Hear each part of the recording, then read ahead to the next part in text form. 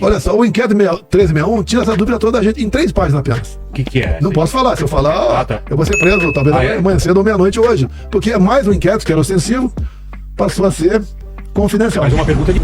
Eu conversei no dia 2 de novembro com vocês, falei que devíamos continuar buscando a normalidade, sem invadir prédio público, tá lá, aberto ao povo. Dia 30 de dezembro fiz uma live falando que o mundo vai acabar dia 1º, calma, tranquilidade, vamos continuar dentro das 4 linhas. Em dezembro, nomeei os comandantes militares que o Lula pediu para nomear. Tudo isso, porque foram determinadas buscas e apreensões, foi feita a quebra de nuvens, o presidente foi investigado, buscas e apreensões. O que se achou com o presidente? Absolutamente nada. Depois de um mês sem vídeos, voltamos com tudo. Mesmo sem nosso editor, seguimos firmes para trazer a verdade para você. Bolsonaro arrebenta. Em um podcast explosivo, ele desmonta a perseguição implacável que sofre desde o início do seu governo. E mais, em menos de 10 minutos, a defesa do presidente destrói a narrativa de golpe com fatos incontestáveis. Não saia daí. O vídeo está imperdível. Aumenta o volume e vem com a gente. Eu conversei no dia 2 de novembro com vocês, falei que devíamos continuar buscando a normalidade, sem invadir prédio público, tá lá, aberto ao povo. Dia 30 de dezembro fiz uma live falando que o mundo vai acabar dia 1º, calma, tranquilidade, vamos continuar dentro das 4 linhas. Em dezembro, nomeei os comandantes militares que o Lula pediu para nomear. O ministro da Defesa me procurou para ajudar na transição dentro das Forças Armadas. Vou aberto todas as portas para ele. O que o senhor espera hoje, presidente? A gente sempre espera a justiça. Como o senhor está se sentindo? Tô bem, tá? Sempre espera a justiça. Não tem nada se fundamenta nas acusações feitas de forma parcial pela Polícia Federal. Lá no PL o senhor vai estar acompanhado dos parlamentares? Eu vou estar acompanhado dos advogados agora e depois a gente decide o que vai fazer. Presidente, dois dos ministros da sua defesa pediu, inclusive, para que não estivessem nesse julgamento. O senhor Pedindo o quê? para que não estivessem nesse julgamento. 2 ministros fora do Tudo julgamento. bem, olha só. Os advogados vão levantar tese de novo, só que foram. Onde o Lula foi julgado? Primeira instância.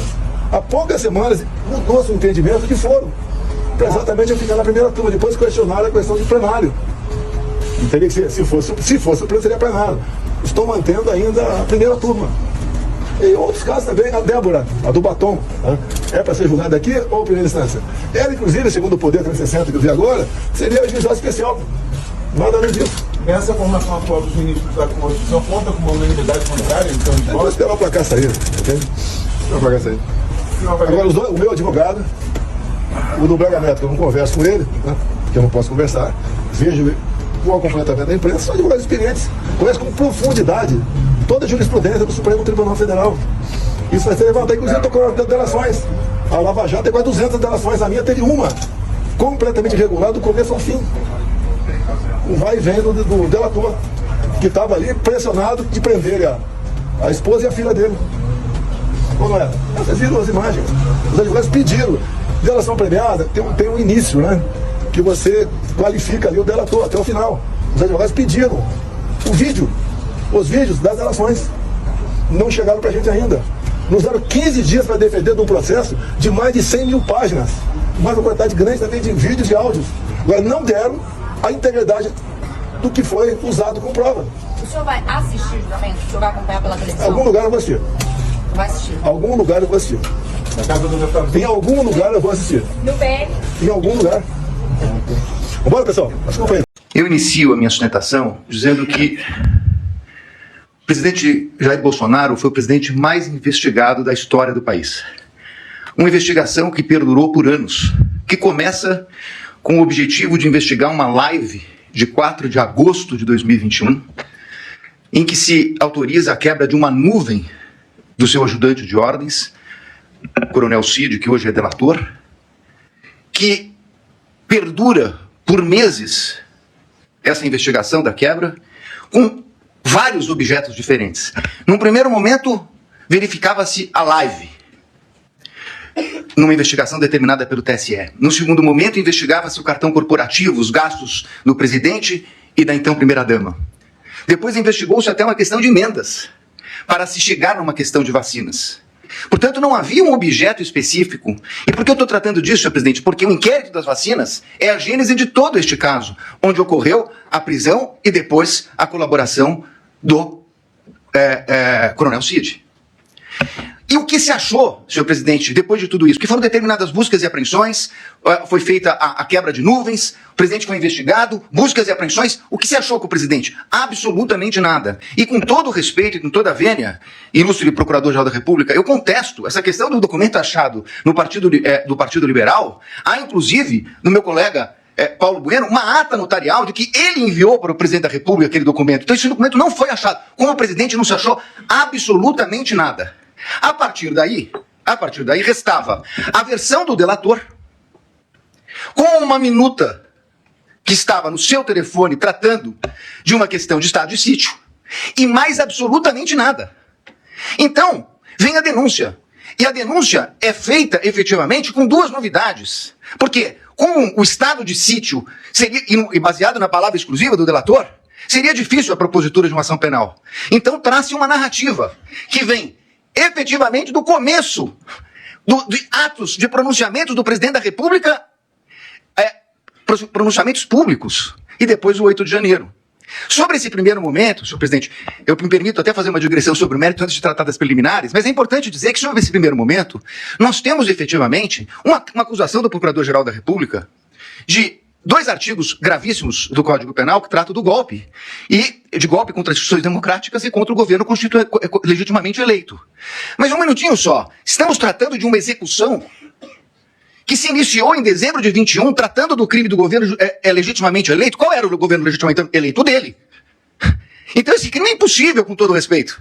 Falar-se em execução de crime contra o governo legitimamente eleito, que era o dele. O governo legitimamente eleito veio no final do ano de 22, com as eleições. Então, como se falar em tentativa, em início da execução? E mais, como se falar em início de execução por pronunciamentos e lives, quando os 2 tipos penais têm elementares do tipo a violência ou a grave ameaça? Não existia violência nem grave ameaça. Então é impossível falar dessa execução. Como eu disse, é porque não existia nenhum elemento, então começa uma narrativa a respeito de pronunciamentos públicos. Para terminar no 8 de janeiro, que nem a Polícia Federal, que utilizou, como lembrou meu colega, mais de 90 vezes a expressão possivelmente, que não havia certeza, nem a Polícia Federal, que se utilizou dessas possibilidades, afirmou a participação dele no 8 de janeiro. Não há um único elemento, nem da delação. Aí me criticam que eu digo que a delação não vale nada e estou dando... Óbvio, porque nem o delator que o acusou fez qualquer relação dele com o 8 de janeiro. Não há uma única evidência a esse respeito. Portanto, apresentou-se uma denúncia. Com essas 2 circunstâncias, e eu não tenho tempo, senhor presidente, tenho que falar rapidamente, mas essa denúncia, quando veio, o ilustre Procurador-Geral da República liberou 8 PETs no dia da apresentação da denúncia. Ele foi intimado, meu cliente, um dia depois. O segundo dia já era prazo. 8 petições, 45 mil documentos. Que até agora, senhor presidente, por Deus que está no céu, eu não sei dizer o que tem esses documentos relacionados com a ação penal. Essas 8 petições eu não consegui verificar sequer relação. São 45 mil documentos. Na verdade, é um quebra-cabeça que foi, na verdade, exposto à defesa. E aí, na sequência, senhor presidente, eu queria tratar de uma preliminar que já meu colega que me antecedeu na tribuna fala da relevância do caso. Não é só a questão da relevância do caso, é a questão da competência. A minha questão principal é que o Supremo Tribunal Federal, na portaria do ministro Barroso, que encaminhou para as turmas das ações originárias, ele faz um destaque a respeito da questão do presidente da República. Então, o presidente da República, se crime houvesse contra o presidente da República, seria julgado pelo pleno do Supremo Tribunal Federal. Ora, se o Supremo Tribunal Federal entendeu agora, num julgamento que foi concluído recentemente, após a apresentação da denúncia, que a competência se prorroga e que os detentores de foro, ainda que deixem suas respectivas funções, passem a ocupar, saiam da prerrogativa de foro e o delito será julgado pelo Supremo, prorrogando a competência que detivera aqui no momento que ocupava o cargo. Qual era a competência? Era do pleno, porque ele era presidente da República e chegou a ser investigado como presidente da República. Muito bem. Mas com base nisso, senhor presidente, o que nós temos nessa denúncia? A prova da defesa, substancialmente, é uma prova negativa. É uma prova negativa. Não fez, não participou, não aderiu, não autorizou. É uma prova negativa. Então seria muito importante, e eu reconheço o ministro Alexandre de Moraes, Vossa Excelência despachou comigo no Salão Branco, e é verdade o que Vossa Excelência coloca, que todos os elementos da denúncia citados na denúncia e no relatório da Polícia Federal, é verdade, estão nos autos. A conversa de Mauro Cid, citada na denúncia, está realmente nos autos. Nós tivemos acesso quando é escrito por escrito, quando é por áudio, por áudio. O que não está na denúncia é a completude da mídia. Como disse o meu colega que me antecedeu. Então, senhores ministros, a pergunta é o seguinte: se eu não tenho a mídia completa, nesse momento de preliminares, não seria o caso de a defesa poder suscitar, se fosse o caso, a cadeia de custódia da prova?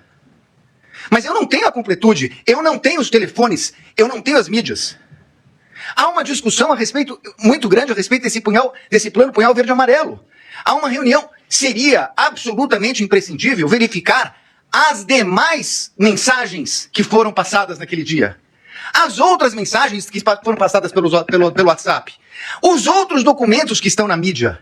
É essa a reclamação da defesa. O que nós temos, e temos tudo que a denúncia citou e tudo que o relatório da Polícia Federal citou, mas esse é o recorte da acusação. Com todo respeito, a defesa tem direito a fazer o seu próprio recorte. E isso poderia impactar. Eu sei, ministro Flávio Dino, Vossa Excelência já falou aqui em outras sessões de julgamento que eu assisti, que falou hoje, nós não vamos fazer Vossa Excelências não farão um julgamento aprofundado da denúncia. É óbvio, nós estamos falando aqui de um standard mínimo, de uma verificação de possibilidade do recebimento da prova. Mas é evidente que se houvesse uma mensagem comprovando que não há nenhuma relação com o punhal verde e amarelo, teria muita importância para esse momento. Porque nós estamos falando de um recebimento de uma denúncia gravíssima, por fatos gravíssimos, que o presidente da República não tem nenhuma relação com o punhal verde e amarelo, Operação Luneta, Copa 22 e assim por diante. Então a verificação das trocas de mensagem, a partir do momento que Correios dizem que falaram com o comando militar, que pediram audiência no Planalto, na Alvorada, que tiveram lá, o que disseram? Isso não consta. É essa a importância de verificar toda a questão. Me encaminhando para o final, senhor presidente, eu gostaria de tratar a questão da delação premiada. E aqui, eu queria tratar de duas questões, que inclusive estão sendo confundidas. Aliás, tudo que fala a defesa, na imprensa sai de uma forma um pouco distorcida. O que foi questionado pela defesa, ministro Zanin, é o fato de que o delator rompeu com o acordo quando vazou a delação. E saiu na revista Veja. Diz ele que foi um desabafo. É estranha essa expressão desabafo, porque no desabafo, ele diz que não tinha voluntariedade. Isso não é um desabafo. Na versão dele atual, isso teria sido uma mentira. Mas vai lá. Falou com o primo, com o irmão, com o cunhado. Senhor presidente, a lei não autoriza o delator, o contrato de colaboração, não autoriza o delator a falar nem com o irmão, nem com o cunhado, nem com a mãe. Não autoriza. Ele, inclusive, está proibido até de ter contato com o pai, se salvo engano mesmo, a partir de um determinado momento que era investigado. Se ele falou com o cunhado, e se isso foi vazado, essa é uma responsabilidade dele. Dir-se-á, mas essa é uma questão formal. É verdade, uma questão formal. Só que mais adiante vem uma questão de que a Polícia Federal diz que ele mentiu, omitiu e se contradisse. E aí, senhores ministros, essa é a minha maior crítica. A questão da delação. Por quê? O Supremo Tribunal Federal, num voto de grande detalhamento do ministro Dias Toffoli, diz o seguinte: delação é um meio de prova. O delator conta uma história, as autoridades buscarão as provas de corroboração. E só assim ela poderá ser utilizada. O que aconteceu nesse caso? Ele falou, segundo a Polícia Federal, ele mentiu, omitiu e se contradisse. E então, há uma audiência para que ele tivesse oportunidade de se corrigir. Mas aí, com todo respeito, há uma inversão. Porque, na verdade, não é o Estado que foi buscar as palavras de corroboração dele. O Estado buscar as provas de corroboração do que ele disse. É o contrário. O Estado trouxe indícios e ele se adequa aos indícios trazidos pelo Estado. É completamente o inverso. Com todo respeito, ministro, é o inverso. O delator tem que falar e o Estado tem que trazer as provas para condenar alguém.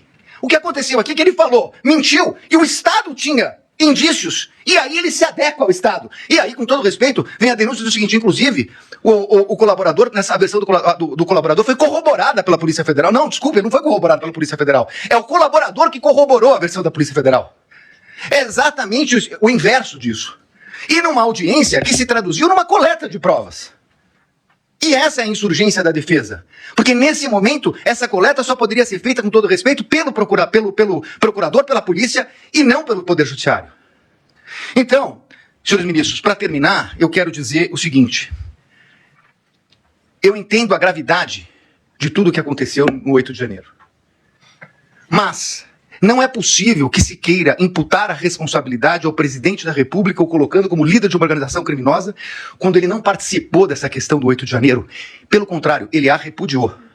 E mais do que isso, ministros, nesse tempo que não é possível discutir a questão aprofundada de provas, é importante dizer, senhor presidente, que enquanto a Polícia Federal fala possivelmente, enquanto a denúncia traz conjecturas, como a impressão de um documento no Palácio que teria tido conhecimento dele, o fato concreto é que o acusado de liderar uma organização criminosa para dar golpes socorreu o ministro da Defesa, nomeado pelo presidente Lula, porque o comando militar não o atendia.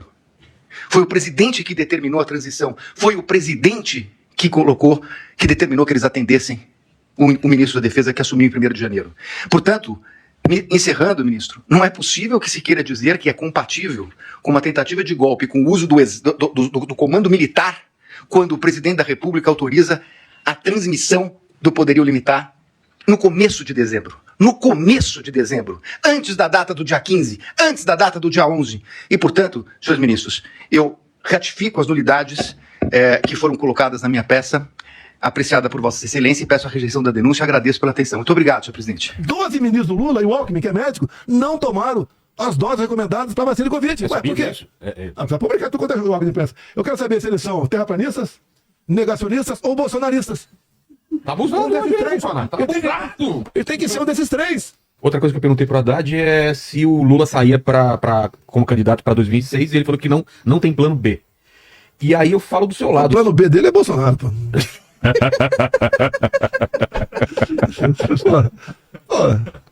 No fundo, não, mas aí eu emendo a pergunta. Publicamente, ele fala meu nome todo dia. Sim, eu vejo. Eu acho que quando ele vai. Do Tarcísio Dor de cotovelo. Mas ele falou bastante. Mas só pra mim dar a pergunta. Peraí, deixa eu falar aqui. Deixa eu aproveitar. O Lula não tá recém-casado? Tá. Eu acho que em vez de ele falar pra Janja, quando vai dormir, eu te amo, ele vai falar, Bolsonaro. Mas emendando a pergunta, ele disse que não tem plano B pra eleição de 2023. Mas não tem mesmo, o lado de cá tem muita liderança. Não, do lado do Lula. Do lado não tem mesmo, do lado de cá tá cheio de jovem liderança, e alguma mais antiga um pouquinho. Mas o Lula é um nome muito forte, você acha que só você é capaz de vencer o Lula, ou tem outras forças? Segundo pesquisa aí, o meu nome tá... Mas teria outra pessoa forte? A gente vê na época, se for o caso, né? Ele não fala, ele não fala, eu tô tentando aqui. O último biscoito do saco de bolacha, não vou dizer isso aí, tá certo? Agora, o que eu tô indignado? Indignado. Por que eu estou inelegível? Eu não reuni com o traficante no Morro do Alemão. Foi o lance da urna lá, segundo eles, de cometer um crime. Criticar a urna? Se eu criticar a Bíblia aqui, eu posso? Pode. Pode falar. A minha crítica na urna foi em cima do inquérito 1361. Mas não foi que elas são fraudadas. Olha só, o inquérito 1361 tira essa dúvida toda da gente em 3 páginas apenas. O que é? Não posso falar. Se eu falar, eu vou ser preso, talvez amanhã cedo ou meia-noite hoje. Porque é mais um inquérito que era ostensivo, passou a ser confidencial. Mas uma pergunta direta. Você acha que as urnas foram fraudadas ou não na eleição? Olha, eu acredito na máquina. Não sou obrigado a acreditar no programador. Não sou obrigado a acreditar em programador. Tá. Agora, a minha dúvida da urna não é de agora. Começou em 2012. Eu apresentei uma emenda, foi aprovada. Virou lei a minha emenda. Virou lei. Depois o Supremo disse que era inconstitucional.